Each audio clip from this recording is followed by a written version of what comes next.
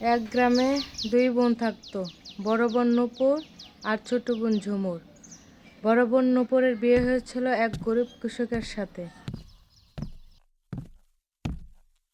হ্যাঁ গো, কোনো কিছু ব্যবস্থা করতে পারলে? ঘরে যে দানা পানি কিছুই নেই, কি খেয়ে বেঁচে থাকবো আমরা? আমি অনেক চেষ্টা করেছি, কিন্তু আমি কিচ্ছু করতে পারিনি। কেউ আমাকে একটা কাজও দিচ্ছে না, আমাদের জমির ফসলও ফলছে না। আমি কি করব? এখন যে আমার কি হবে? এখন আর আমার কিছু করার নেই বউ। দাঁড়াও, দেখছি। আমার ছোট বোন তো অনেক বড় লোক, তাদের কাছে গিয়ে দেখি কিছু সাহায্য পাই নাকি। তুমি চিন্তা করো না, আমি আজই যাচ্ছি ওদের বাড়িতে। সে তো আমারই বোন, হয়তো সে আমাকে কোনো একটা ব্যবস্থা করে দিবে, দেখি। সেই দিন বিকেল বেলা নূপুর তার ছোট বোন ঝুমুরের বাসায় গেল কিছু সাহায্যের জন্য। কি রে আপু, তুই তাই এতদিন পরে আমাদের বাসায় কেন এলি শুনি? নিশ্চয়ই কোনো কিছু চাইতে এসেছিস। হ্যাঁ রে বোন, খুব বিপদে পড়ে তোর কাছে এসেছি। অনেক বিপদে আছি, তুই কি আমাকে কিছু সাহায্য করতে পারবি? কি সাহায্য? তাও আবার তোকে? ফকিন্নি কোথাকার, তোকে করবো আমি সাহায্য? তোর কি আছে? ছোট বোনের দুর্ব্যবহারে বড় বোন নূপুর মন খারাপ করে সেখান থেকে চলে গেল। কাঁদতে কাঁদতে নূপুর গভীর নির্জন জঙ্গলে চলে আসলো। হায় সৃষ্টিকর্তা, আমাকে কেন গরিব বানালে? আজ আমার ছোট বোন আমাকে কত অপমান করলো। এখন আমি কোন মুখে বাড়িতে ফিরে যাব? আমি আর বাড়িতে যেতে চাই না। হ্যাঁ, এই মেয়ে, তোর কি হয়েছে? আমাকে বল, আমি শুনি। তোর দুঃখ কিসের? এই গভীর জঙ্গলে কাঁদছিস কেন রে মা? বল আমায়। বাবা, আজ 3 দিন ধরে আমাদের ঘরে কোনো খাবার নেই, আমরা না খেয়ে আছি। ছোট পানের কাছে গিয়েছিলাম সাহায্যের জন্য, সেও অপমান করে তাড়িয়ে দিয়েছে। হ্যাঁ রে মা, তোর কষ্টটা আমি বুঝতে পারছি। তুই কোনো চিন্তা করিস না, তোর জন্য একটা ব্যবস্থা আমি করে দিচ্ছি।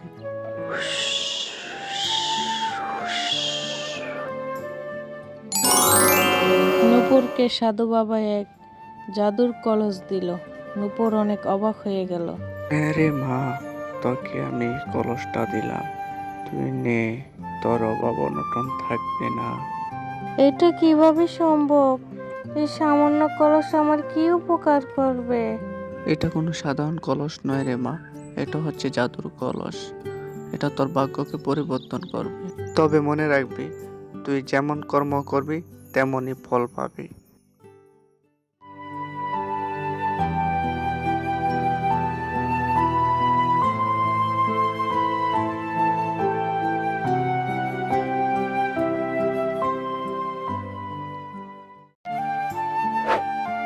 জানো আজকে কি হয়েছে? একটা চমৎকার ঘটনা ঘটেছে। আমাকে সাধু বাবা একটি কলস দিয়েছে।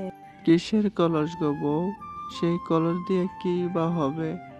সাধু বাবা বলেছে এটি একটি জাদুর কলস। এসো আমরা পরীক্ষা করে দেখি, যদি সঠিক হয় আমরা গরিব দুঃখী মানুষদের সাহায্য করব। কথা বলার সাথে সাথেই কলসের ভিতর থেকে উজ্জ্বল আলো জ্বলে উঠল, আর তার ভিতরে থেকে অনেক সোনার গহনা বের হলো। তারা দুজনই খুব অবাক হয়ে গেল। কি রে, আমার বোন হঠাৎ করে এত বড় লোক কিভাবে হলো? বিষয়টা তো দেখতে হচ্ছে।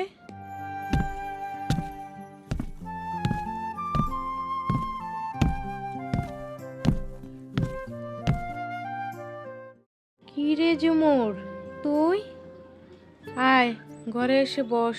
কতদিন পর তোকে দেখলাম। না রে আপু, বসতে আসিনি তো। হঠাৎ করে তোরা এত ধনী হলে কিভাবে? আমাকে একটু বল শুনি। তাহলে শোন, আমি বলছি তোকে।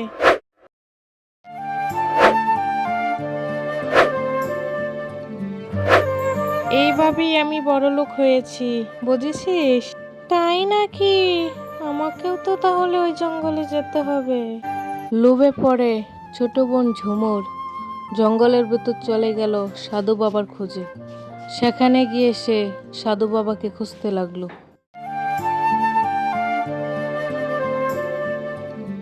এখন আমি কান্নার নাটক করে এখানে বসে থাকি, তাহলেই সাধু বাবা আসবে। ঝুমুর সেখানে বসে বসে কান্নার অভিনয় করতে লাগলো। ঠিক সেই সময়ই সাধু বাবা সেখানে উপস্থিত হলেন।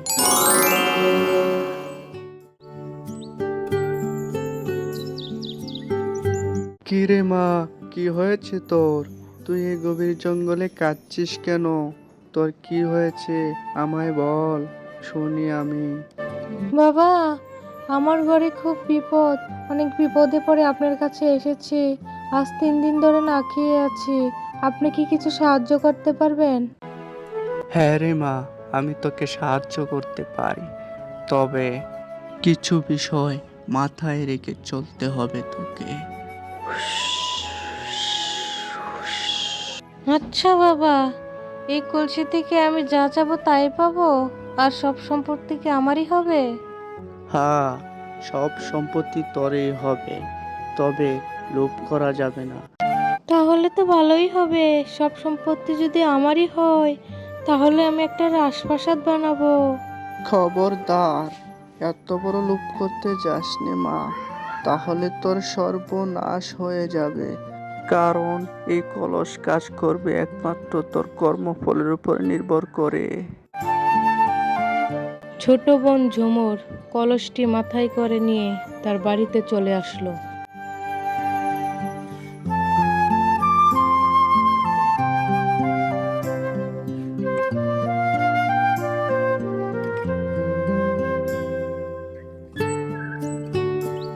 ওগো শুনছো?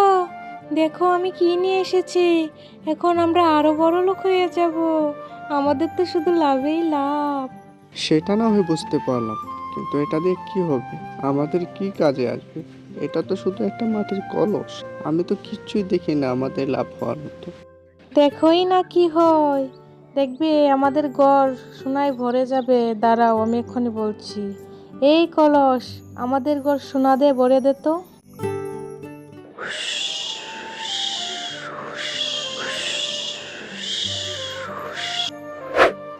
ওরে বাবারে, এটা কি হলো?